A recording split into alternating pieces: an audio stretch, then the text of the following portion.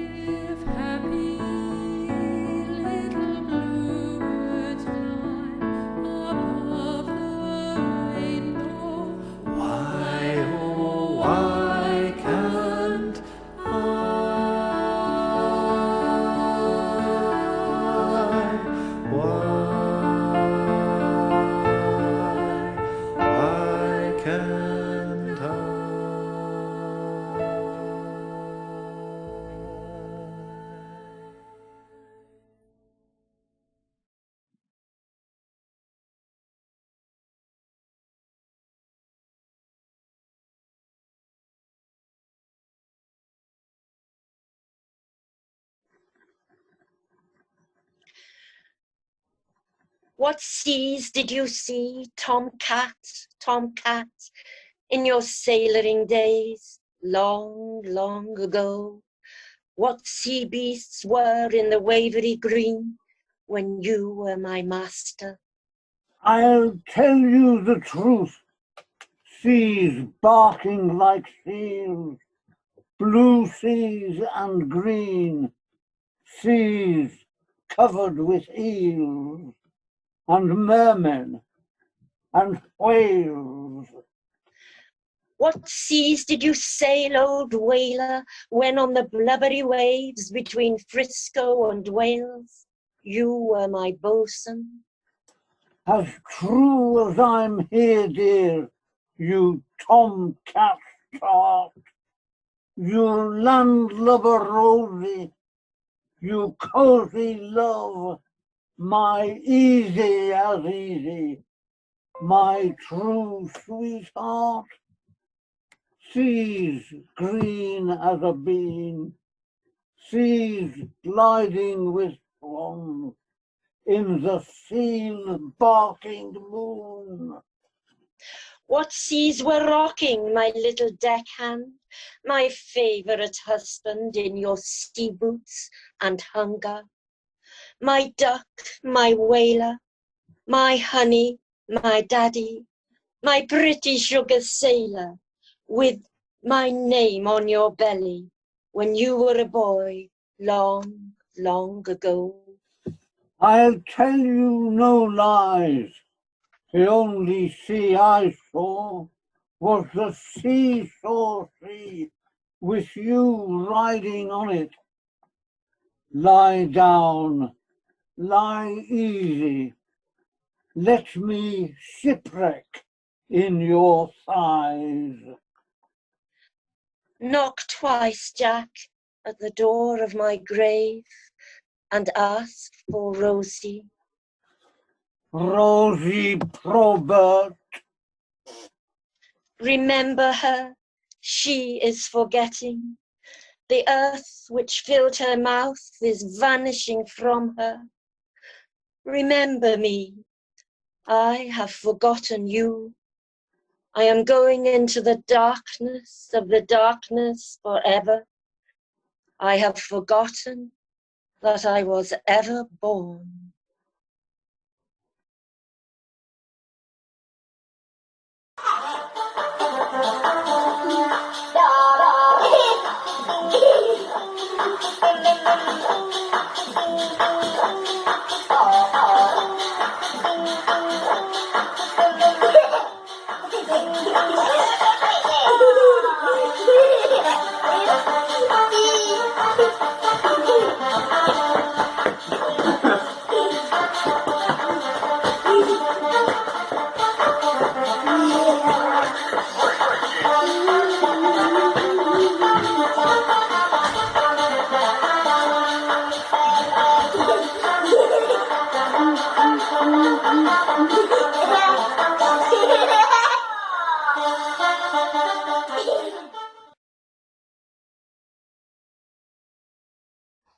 Hello everybody and happy Easter.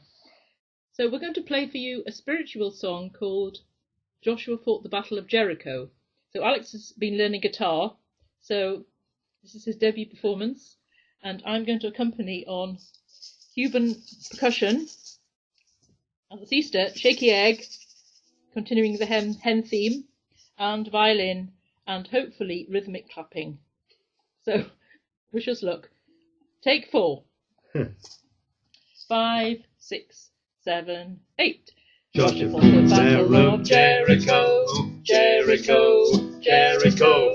Joshua fought the battle of Jericho, and the walls came tumbling down. You may talk about the kings of Gideon, you may brag about the men of Saul, but you never saw nothing like Joshua at the battle of Jericho.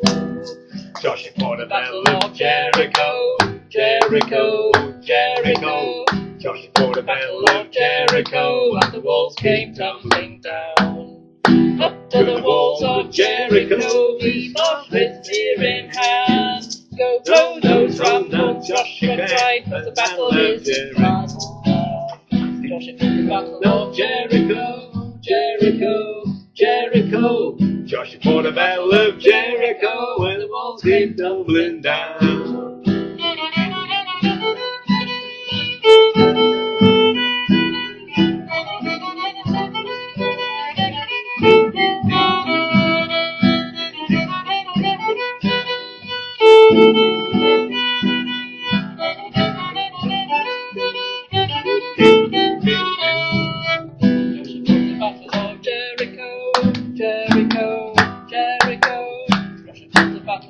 Jericho, and the walls came tumbling down. Joshua fought the battle of Jericho, Jericho, Jericho. Joshua fought the battle of Jericho, and the walls came tumbling down.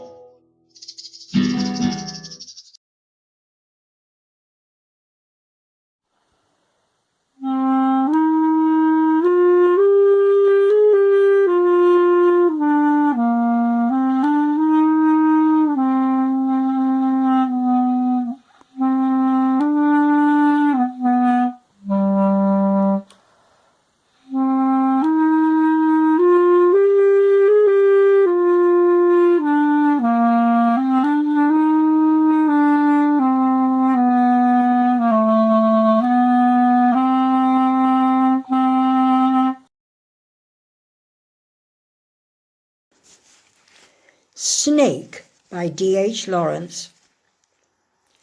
A snake came to my water trough on a hot, hot day, and I in pyjamas for the heat, to drink there. In the deep, strange scented shade of the great dark carob tree, I came down the steps with my pitcher and must stand and wait, for there he was at the trough before me. He reached down from a fissure in the earth wall in the gloom and trailed his yellow-brown slackness soft-bellied down over the edge of the stone trough and rested his throat upon the stone bottom. And where the water had dripped from the tap in a small clearness, he sipped with his straight mouth, softly drank through his straight gums into his slack, long body, silently. Someone was before me at my water trough, and I, like a second comer, waiting. He lifted his head from his drinking, as cattle do, and looked at me vaguely, as drinking cattle do, and flickered his two-forked tongue from his lips and mused a moment, and stooped and drank a little more, being earth-brown, earth-golden from the burning bowels of the earth on the day of Sicilian July with Etna smoking. The voice of my education said to me, he must be killed. For in Sicily, the black snakes are innocent, the gold are venomous. And voices in me said, if you were a man, you would take a stick and break him now and finish him off. But must I confess how I liked him? How glad I was he had come like a guest in quiet to drink at my water trough, and depart peaceful, pacified and thankless into the burning bowels of this earth. Was it cowardice that I dared not kill him? Was it perversity that I longed to talk to him? Was it humility to feel so honoured? I felt so honoured. And yet those voices, if you were not afraid, you would kill him. And truly, I was afraid. I was most afraid, but even so, honoured still more that he should seek my hospitality from out the dark door of the secret earth. He drank enough, and lifted his head dreamily as one who has drunken, and flickered his tongue like a forked knight on the air so black, seeming to lick his lips, and looked around like a god unseeing into the air, and slowly turned his head, and slowly, very slowly, as if thrice a dream, proceeded to draw his slow length curving round, and climb again the broken bank of my wall face. And as he put his head into that dreadful hole, and as he slowly drew up, snake easing his shoulders, and entered farther, a sort of horror, a sort of protest against his withdrawing into that horrid black hole, deliberately going into the blackness and slowly drawing himself after, overcame me. Now his back was turned. I looked round. I put down my pitcher. I picked up a clumsy log and threw it at the water trough with a clatter. I think it did not hit him. But suddenly that part of him that was left behind convulsed in an undignified haste, writhed like lightning and was gone into the black hole, the earth-lipped fissure in the wall front, at which in the intense still noon I stared with fascination. And immediately I regretted it. I thought, how paltry, how vulgar, what a mean act. I despised myself and the voices of my accursed human education. And I thought of the albatross. And I wished he would come back, my snake. For he seemed to me again like a king in exile, uncrowned in the underworld, now due to be crowned again. And so I missed my chance with one of the lords of life, and I have something to expiate, a pettiness.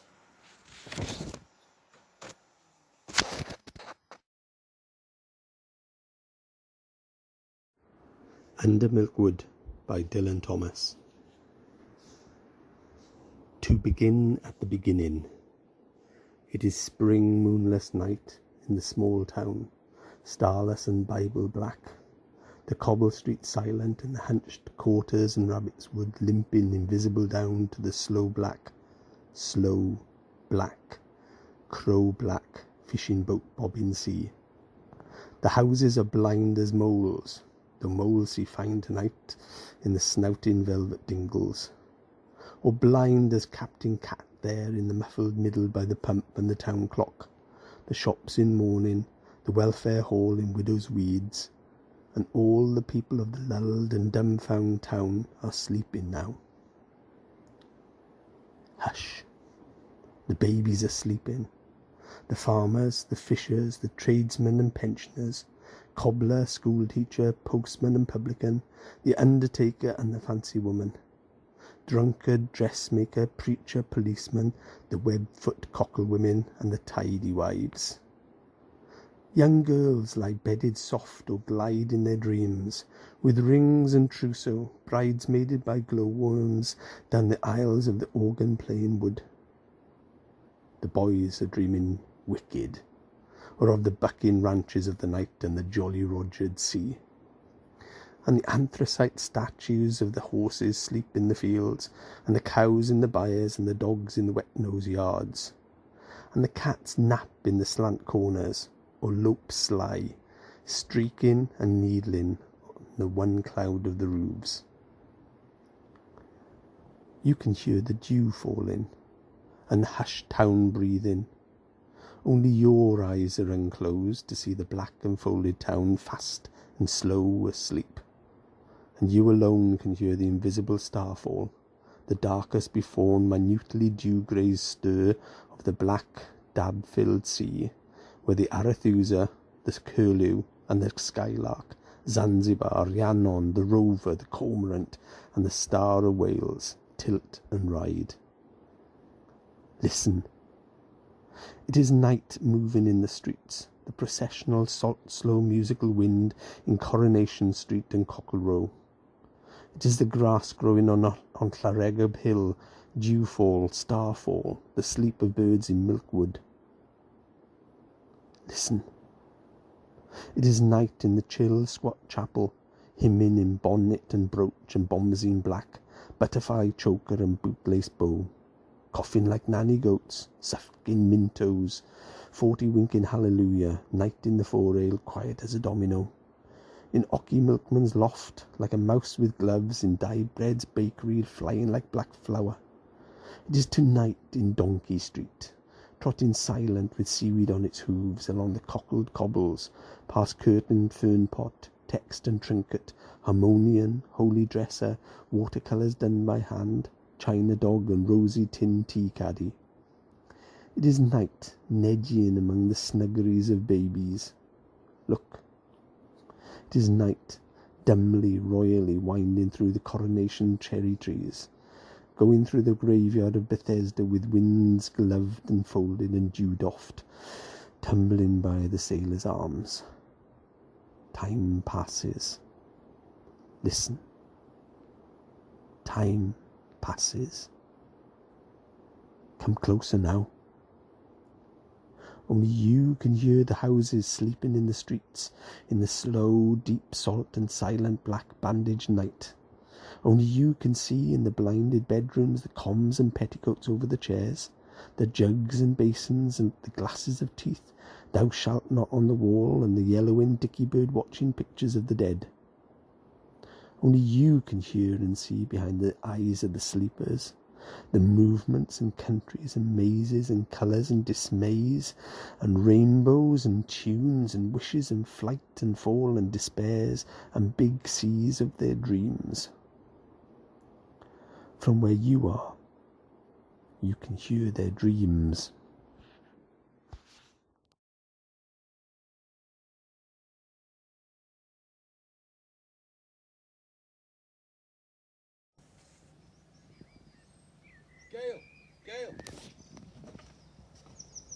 Gail, I've got your essentials.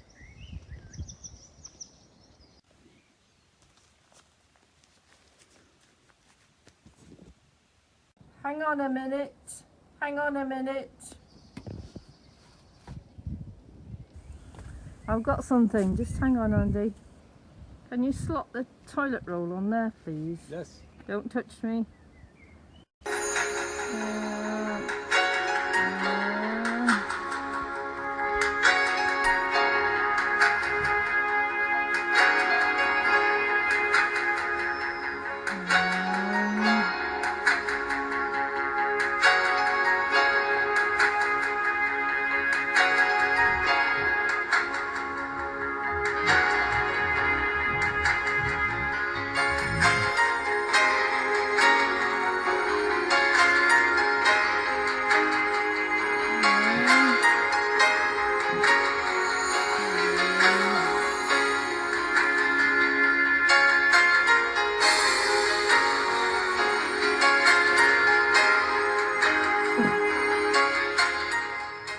Now if you put the heroes on the wall and just wait there a minute, okay?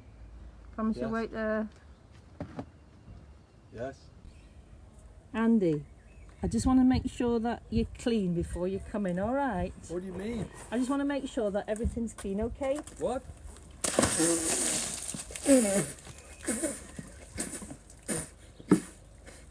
Just stay there a moment. Just got one final thing to do. Just hang on. Just hang on. That's alright, just wait a minute. That's it. Yeah. Good man. Good man. Good man. Now just you drip dry a little while and you can come inside. Okay. That's all, folks.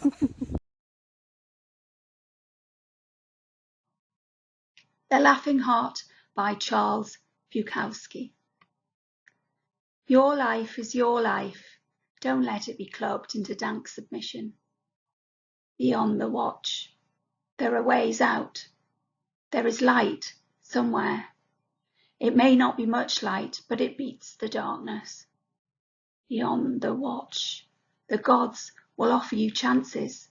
Know them. Take them. You can't beat death, but you can beat death in life sometimes. And the more often you learn to do it, the more light there will be. Your life is your life. Know it while you have it. You are marvellous. The gods wait to delight in you.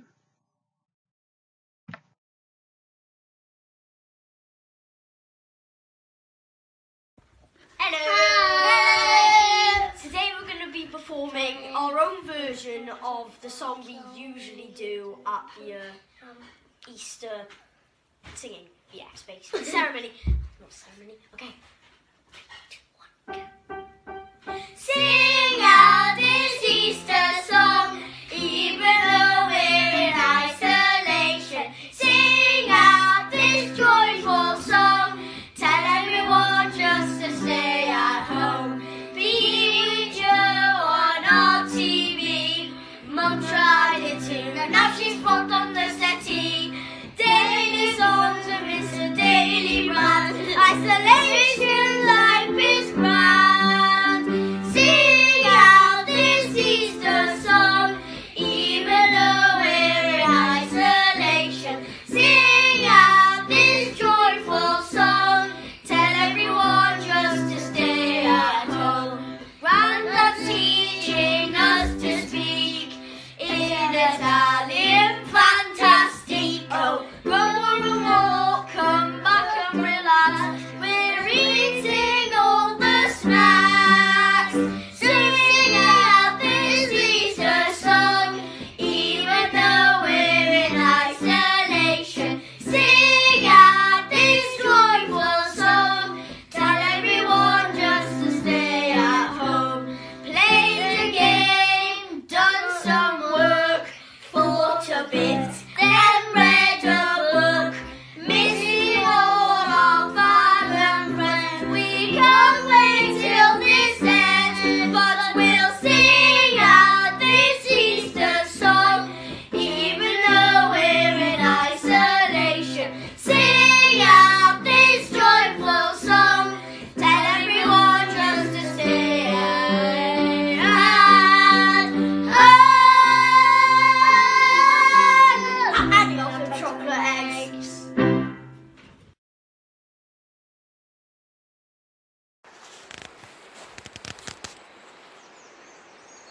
Leisure by William Henry Davis. What is this life if full of care?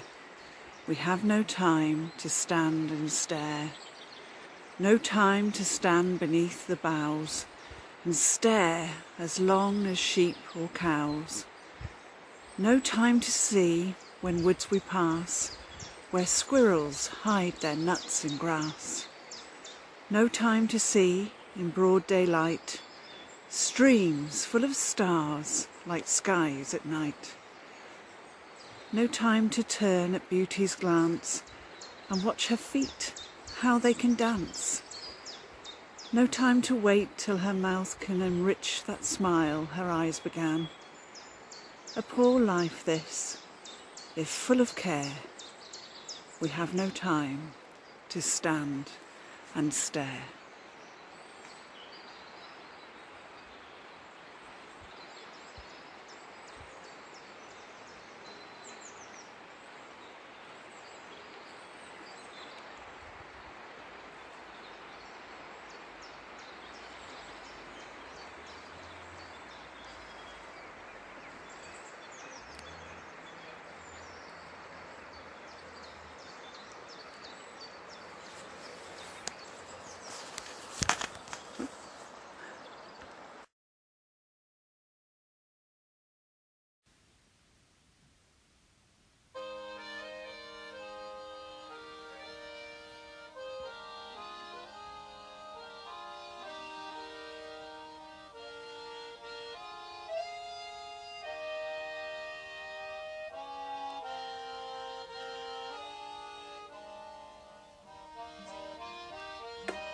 Outside the barracks by the corner light, I'll always stand and wait for you at night. We will create a world for two. I'll wait for you the whole night through. With you, Lily Marley. With you, Willie Marley. Bugler tonight, don't play the call to arms. I want another evening in her arms, when we will say goodbye and part. I'll always keep you in my heart. With me, Lily Marley. with me, Lily. Give me a rose to show how much you care. Tie to the stem a lock of golden hair. Surely tomorrow you'll feel blue when you can come a love that's new for you, Lily Marlene, for you, Lily Marlene.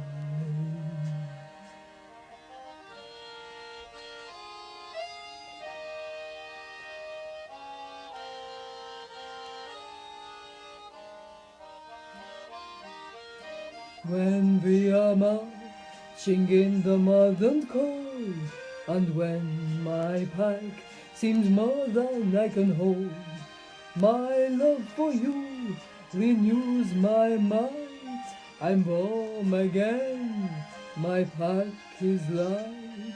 It's you, Lily Marlene. It's you, Lily.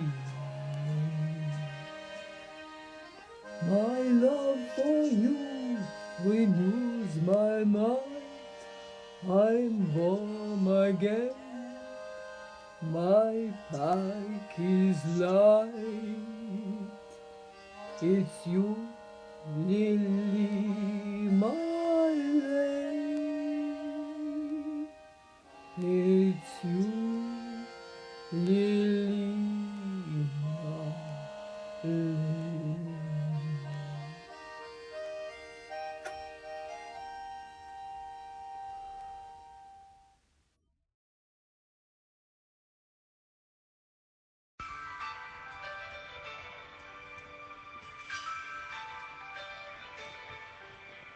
Mellow moonlight, the shine is beginning.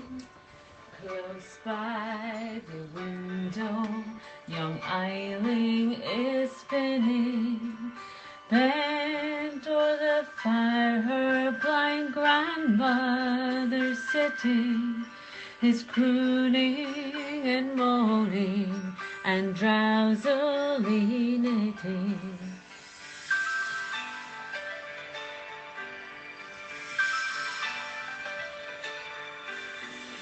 Eileen, Cara, I hear someone tapping. Says the ivy, dear mother, against the glass flapping. Eileen, I should hear somebody sighing. 'Tis the sound, mother dear, of the summer wind dying. Merrily, cheerily, noiselessly whirring, swings the wheel, spins the wheel, while the foot stirring.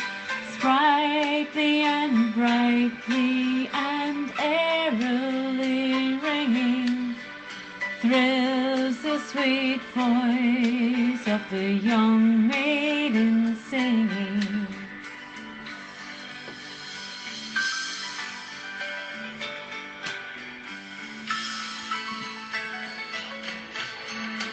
Born at the casement, the form of her true love, and he whispers with face bent, I'm waiting for you, love.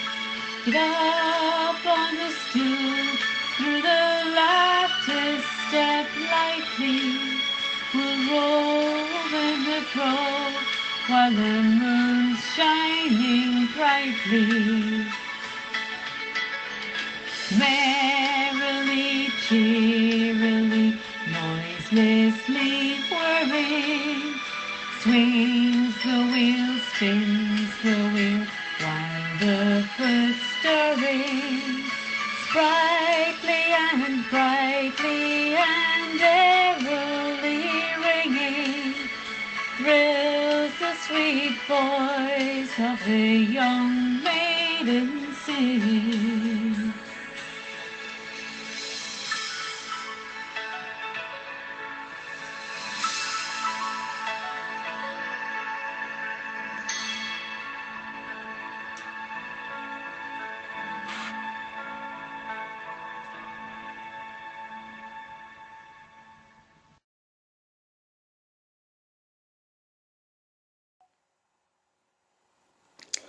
Jeremiah Jones, a ladies' man was he.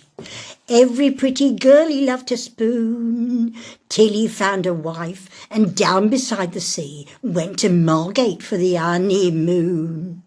But when he strolled along the promenade, with his little wife just newly wed, he got an awful scare when someone strolling there came up to him and winked and said, "Hello, hello, who's your lady friend?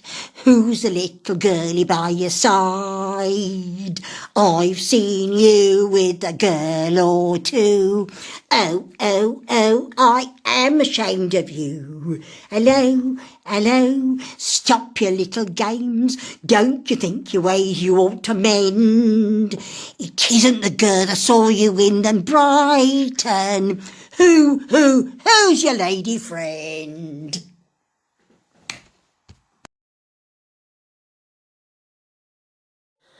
Hamlet, Prince of Denmark, a monologue in the style of Albert and the Lion. There's a famous kingdom called Elsinore, not noted for fresh air and fun, and King Claudius and Queen Gertrude of Denmark lived there with Hamlet, their son. A melancholic lad were young Hamlet, all dressed in black gilet and hose. What the heck were going on in his mind is something nobody knows. Hamlet didn't think much of his father, sitting there on his throne in the hall, wearing a crown and looking all smug. Fact, it wasn't his father at all. He weren't best pleased with his mother, head held high and looking so proud. So Hamlet muttered something about trappings and woe, all the time keeping head bowed. For he'd thought a lot of his real dad, but sadly now he were dead.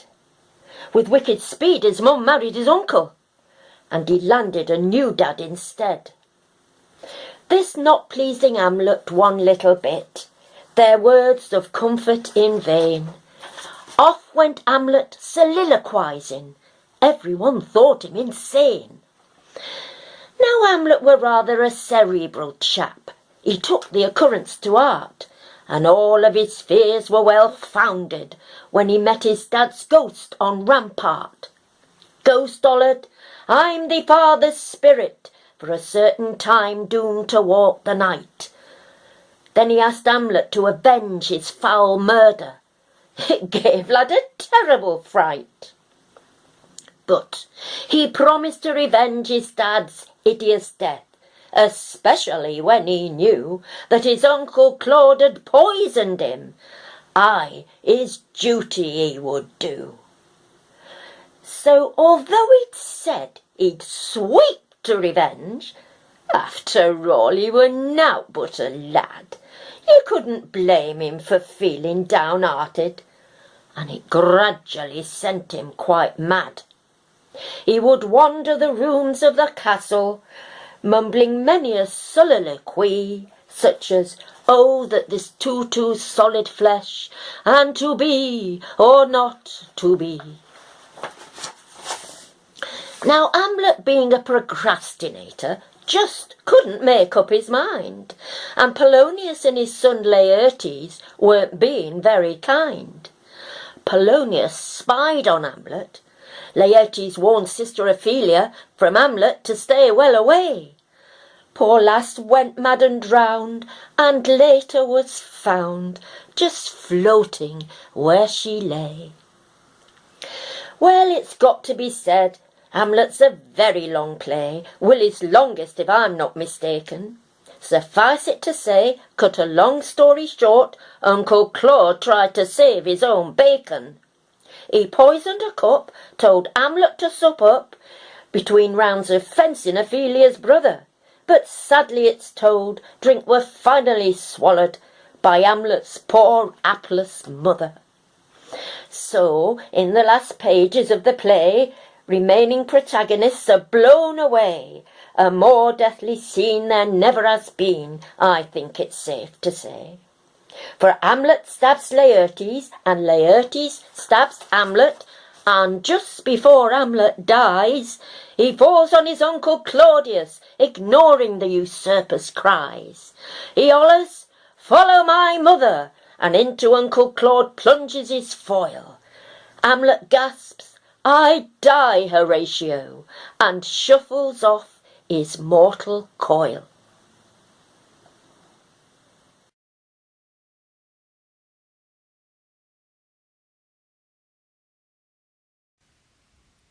Thank you, ladies and gentlemen. And now it's time for the finale of our show. I hope you like this little number that's been recorded and made famous by my old friend Kermit.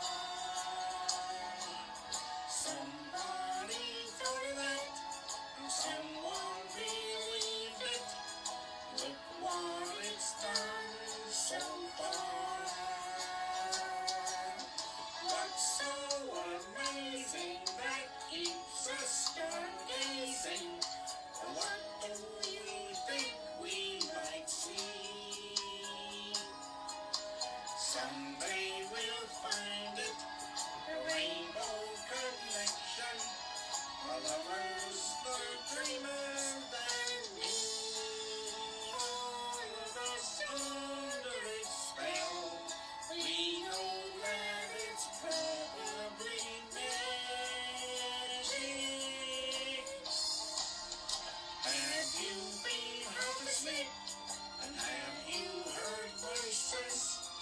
I've heard them call.